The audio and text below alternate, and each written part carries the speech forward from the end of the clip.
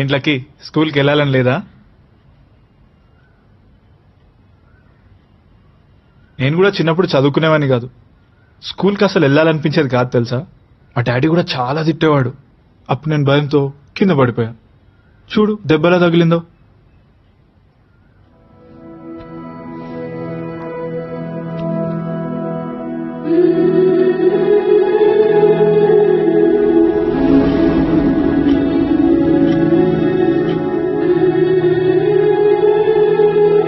నాకు స్కూల్కి వెళ్ళాలని లేదు అంకల్.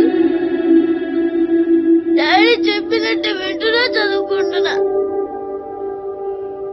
కానీ మర్చిపోతున్నా. ఎగ్జామ్ లో తక్కువ మార్క్స్ రావడం వల్ల ప్రిన్సిపల్ ఎవరిని నాతో మాట్లాడొద్దని చెప్పింది.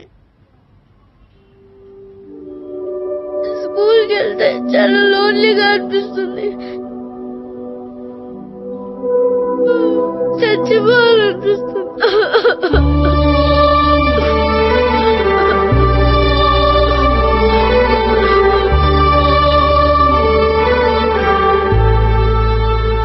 మీ అబ్బాయికి ప్రాబ్లం ఉంటే టీచర్స్ ని మార్చాం, బెస్ట్ ట్యూటర్స్ ని పెట్టామంటున్నారు. అసలు ప్రాబ్లం ఏంటని వాడిని ఎప్పుడన్నా అడిగారా?